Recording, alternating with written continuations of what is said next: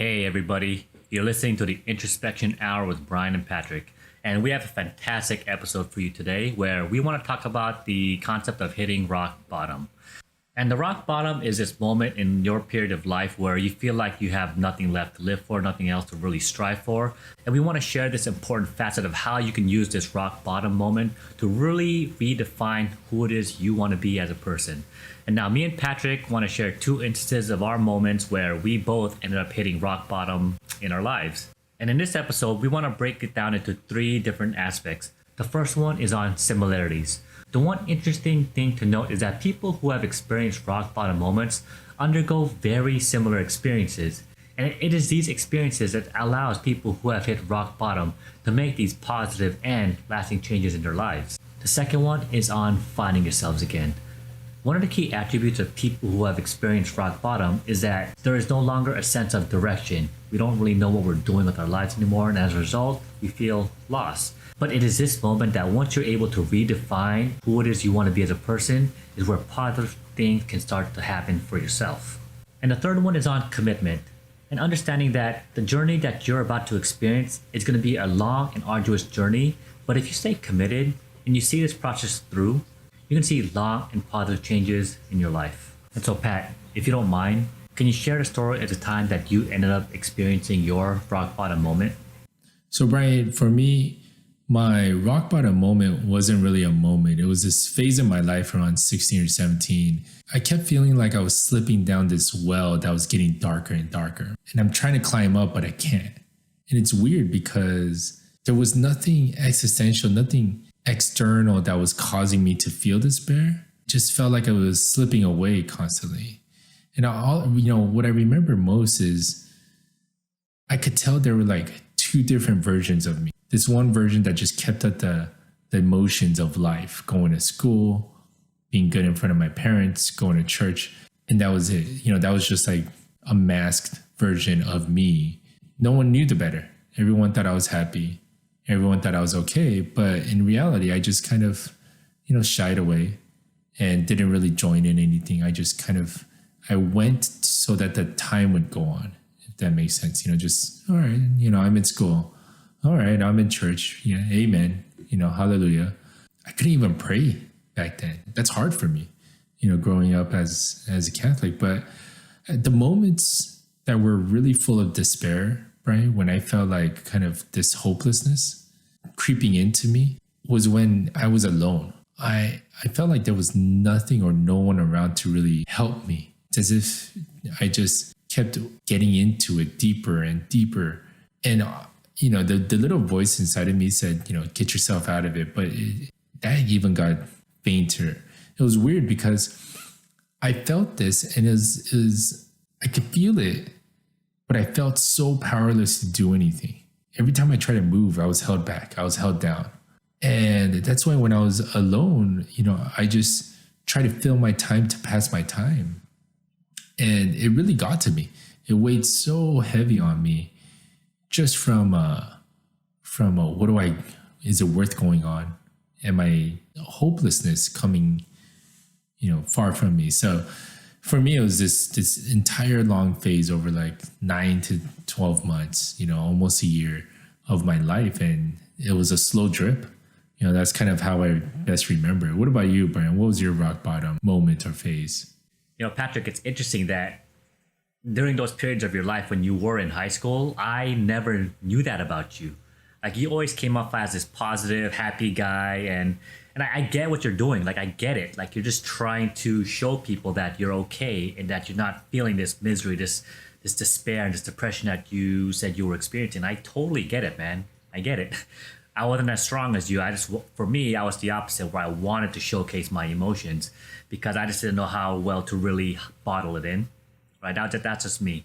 But to answer your question, going to my rock bottom moment, Patrick, it was about 3 years ago on a Friday night, and I remember vividly that it was raining, and I had just finished talking to my mom, and I just remember the tears just coming down my eyes. This was the moment where I found out that my ex-girlfriend was cheating on me. So I was just miserable and just feeling just hopeless in life. And I remember clearly going up to my rooftop apartment and just standing over the ledge, looking down into the ground and realizing that, I could end all of this pain right here, right now. And as I was standing over the ledge, Pat, something, I don't know what it was. You could call it fate, call it destiny, but there's something that took over me where it told me that, you know what? Let me give myself a second chance. Let me see what I can do right here, right now, to make a positive change and a positive difference in my life. I appreciate you sharing that so much, Brian, because that was really that defining point for you. And I remember for me, my mom, she sat me down one day and it was a very different tone with me, but it was enough to kind of break through. And she just asked what was wrong, and she kind of knew something was wrong with me. I didn't like unleash emotions at that moment, but just kind of this little bit of warmth coming in helped me. And I've said this before in other episodes, and this is kind of where I get it, where if you hear a voice that's different, like this was kind of the moment that helped me, because that's what really helped me, where my mom just asking me, what's wrong with you? Was this different voice that I was hearing in my head. And so the thing that Brian and I noticed is not so much that our stories have some similarities when we hit rock bottom or how we got to rock bottom, but actually what happened afterwards. And this is where it gets really interesting and exciting for us to share with all of you, because if you've hit rock bottom and you're not sure where to go or how it's going to work, these are some of the similar steps that we both went through, even though our stories are so different and our time periods and our lives are so different. So the first thing that you probably noticed with Brian and even with me had this self-awareness, and you had to accept what has happened. No matter how bad it is, you have to accept what has happened. I had to choose that this was not going to be how I continue my life. Like Brian, for you, was that similar when you got down, you had that feeling of giving yourself a second chance? So I told you that a big part of the reason why I was standing on that ledge, Pat, was because, again, the affair really had a big effect on me. But add on to that the fact that I was also dealing with a quarter-life crisis where I did not know what to do with myself anymore. And you bring up an interesting point about this whole idea of self-awareness and acceptance, is that voice in my head told me that get off the ledge. You can be better than this. You can make a difference and you can make a positive change in your life. You just have to work a little bit towards those things that you don't really know what you want yet. I mean, that's honestly what brought me back. Seriously, I don't know what it was, but it was just that voice telling me that I can do better. Yeah, and similar for me, after my mom just asked me, what's wrong with you, or what's going on, and kind of in this warm, loving thing, when I went back, different thoughts started to come into my head. It's like, yeah, why am I in such a despair? Why am I so void? Why is my heart so empty? I should be happy, but why am I not? Different inclinations of, hey, this doesn't feel right. This isn't the direction I should go, really came up. And so that was pretty profound for both of us. The other thing that I did, Brian, was I had to kind of recognize everything I was feeling. And it sounds weird, but back then there was a lot of Catholic high school retreats, and they try to teach you prayer and all that. But one thing it did teach me, at some point you have to just stop and start listening to your emotions and be aware of it day in and day out, every single day, every emotion that you feel. For me, it was like, that's how I knew I could feel again. Because when you're in despair, nothing feels, you don't feel anything. You're just numb. Everything's black, like nothing affects you because everything's on the mask, right? I could take off the mask anytime. And so when I let myself feel those emotions, it helped make me feel alive. And so I don't know, that's something that really connected me back down to earth, right? Got me grounded again. What about you? What helped you kind of ground yourself after you came back and you're like, okay, I'm going to give myself a second chance?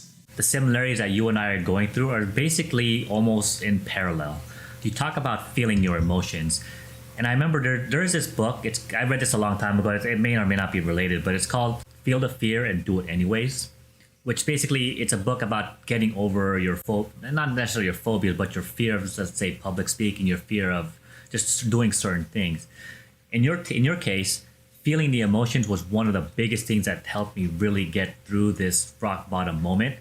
This feelings of depression, this feeling of anger, this hopelessness. Because the one thing is, we're going back to self-awareness. Why am I feeling depressed? Why am I feeling hopeless? When you could break it down again into its simplest components and realize, why am I being depressed? You break it down. Because my ex-girlfriend left me. which in turn affected my self-worth. Well, where does self-worth come from, right? We talked about this in our previous episode where self-worth should ideally come from within and not from an external party. And that's where I really started to make changes in my life, is knowing what it is that I'm dealing with so that I can eventually find an answer and a solution towards those emotions. And, it just helps you start to put words to it, because I think when you get down in that rock bottom moment, if you don't know what it is, especially for me in despair, the words are gone. As I was feeling those emotions, Brian, the anger, the loneliness, the anxiety, the just depressive thoughts, the other things that came into mind were a little bit more of the values that I held dear. Started to seep into it. So the mask, everyone was like, oh, Patrick, you're such a good and you're a happy guy, or like you help people and things like that. Some of that was, pure positive, like helping someone, holding the door open for someone. That kind of was able to break into me. It's like, oh, actually, that is a part of who I am. And just starting to not really make sense. Again, at this point, nothing's making sense, but little bits of light, little bits of positive things, and still some negative things are coming in. The negative stuff, that's one thing. After you hit rock bottom, you're on your journey out of it. If you think it's just like this, like lights coming in and all that, it's not. Because whatever depression, void, despair that you feel, that thing's going to work harder to keep you there. If that makes any sense. Like, I felt like I was struggling every single day. It did help to understand, hey, actually, there's a little bit of me still out there. So I wasn't completely lost, but every day it was a struggle. I know for you, Brian, you talked about Stoicism a lot, and just, kind of this idea of virtue is similar to where my values were coming in and the actions that I was doing. Like, what were some of the virtues and principles you were kind of sticking to? So I clearly remember the book that really got me through a lot of my moments of despair, Pat, is this book called The Obstacle is the Way, written by Ryan Holiday, which introduces me to the Stoic philosophy.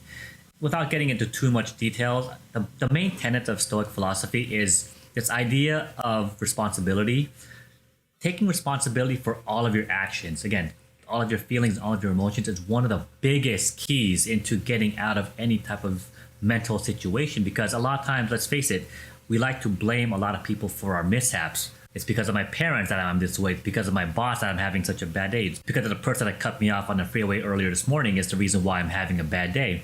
We always like to blame other people for all of our misfortunes, but when you start to take responsibility for yourself and for your actions, it gives you ultimately more power. We all like to have this idea of control, and being able to control what it is you're feeling is one of the biggest first steps that you can do. And the other tenet of Stoic philosophy is this idea that you want to try and take any negative situation and turn it into a positive one, right? So it's something similar to religion, where it's like God is testing you. God is trying to see what you're made of. So in this instance, Pat, taking something negative, like I got a parking ticket. This is a horrible example, but I got a parking ticket today. Well, in this case, don't drive as fast, pay attention to the road. If you could start turning any negative situation to a positive, that's going to really, really come a long way for you. One of the things that you said about that Stoic philosophy that, is the same for me was when you hold yourself accountable and you start taking responsibility for your thoughts and your actions. For me, it was a lot of like prayer and meditation that I went back to. I honestly went back to like meditating, praying the rosary. There's this prayer, this breathing prayer that you can do. And it's as simple as saying, Jesus loves me, right? Because there's a lot of times in life where I'm like, does anyone love me at all? Right? And sometimes you just need to tell yourself, yeah, it's okay. Jesus loves me. Like, no matter who I am, no matter the crazy, negative, despair, sinner, whatever, because you beat yourself up. And yet you need that reminder. When you said take responsibility, I got to admit, like there was this one also defining moment for me, which is I took seriously the examination of conscience before you go to confession or the sacrament of reconciliation. And really, the whole Catholic thing about going to confess your sins to a priest. There's a whole process before that. And it makes you seriously look into yourself. I think that took me a whole 2 weeks just to get through everything that I was looking at in myself. And, they have questions to answer. But when I was honest with myself, and then I went and confessed it all, like that those actions, Brian, digging into my thoughts, taking responsibility for my actions, holding myself accountable. Man, I gotta tell you, that was when I felt like, actually, I can make a change, right? And the other principle that we really like, that we've said in a couple other episodes, but the willingness to change started to be greater than the willingness for me to stay the same in that phase of despair. And, walking out of that confession booth gives you a sense of the weight lifted off your shoulders. But I could tell my mind, my heart, it said, I'm not going to be the same person. I'm never going back to that person that was in that room that left it there. Like I kind of left it there and just said, I'm out. That's not me. But it took me a year. It took me that period to reflect and say, wow, I need to take responsibility for my actions. I was like, I was blaming everyone else and everything else. I was just blaming everything. And there was a lot of other things going on. I love your statement regarding the willingness to change must be greater than the willingness to stay the same. And I tell this to a lot of my patients, for example, who are dealing with chronic issues, right? We all have these moments where the person is not willing to, let's say, change their diet. They're not willing to change their exercise habits until something traumatic happens to them. They have a stroke, they have a heart attack, or they have some sort of like life-changing disease that they realize, I need to make a change. And for me and for you, where our emotional rock bottom hit, we decided that we no longer were willing to live that life that we were living and decided to make that positive change. So I 100% agree with you that you have to make those changes. Your willingness to change must be greater than your willingness to stay the same. So I 100% agree, Pat. When people get to that point in their life and their willingness to change is greater than their willingness to stay the same, then you kind of get to this second part that we wanted to talk about, which is you have to find yourself again. And for me, when I had at least decided I was going to change, I didn't know where to start. What I ended up doing was recognizing what I was doing with my mask on. So all the things that I did that looked like I was happy and things like that, I asked myself honestly, is this me? Is this who I want to be? Even the thoughts like, oh, I want to be a part of the cool kids club. Why? Do I really want to? And if I didn't, I worked hard to stop doing what I was doing. Stop the action, stop even the thoughts. And that's another thing that I just kind of remember is I had to get to my thoughts. It was more than my action. It was my thoughts and my emotions and just stopping myself. So there were a lot of things I started to cut out of my life and keep only the things that were making me happy. What about you, Brian? How did you end up defining who you are? This one is a long process for me, Pat. I'm going to tell you right now, I'm still trying to find myself because this has just been an ongoing journey that I've been experiencing for the last 3 or 4 years now. But the moment that I realized that I want to make a change for myself, I started asking myself the very most important question is, what was it that I found joy in life? What were the things that brought me happiness again? Because for the longest time, I had lived a life similar to what you were saying, living behind a mask in order for me to please my ex-girlfriend because she didn't like my previous way of life of constantly just, lack of a better word, watching TV, hanging out with friends. She wanted me to always be productive. And because that's transgressed throughout our whole relationship, I had basically forgotten what it was that made me me. So what I ended up doing was knowing that there are 2 things that generally make me happy. 1 is playing basketball and 2 was StarCraft. So I started doing a little bit of that every single day. But then I started adding other things to my life. It's this idea of exploration and always trying new things. In order for a person to essentially find themselves, they have to realize what it is that they like to do in life. And for me, a lot of it was attributed to what I assumed someone else wanted for me, but I never actually asked myself what it is that I want in life.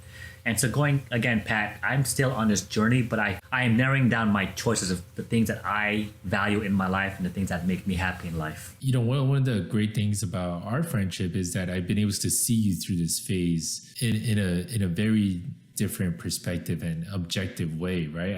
Especially as a friend, it's biased, sure. But this exploration phase is something that I think everyone should consider if you're in a similar situation, feeling of what Brian felt, because he has at least tried so many different things and it's actually helped, understanding who he is. And in some ways I was envious while you're going through this, because I was like, man, I wanted to try that, but I have a 3-year-old, so that takes up a lot of my life. And so, I'll make sure she gets to try things. And one of the great things about Brian's story is that the third thing that we want to talk about is you have to commit to yourself. And there's a lot of moments where you're going to be tested.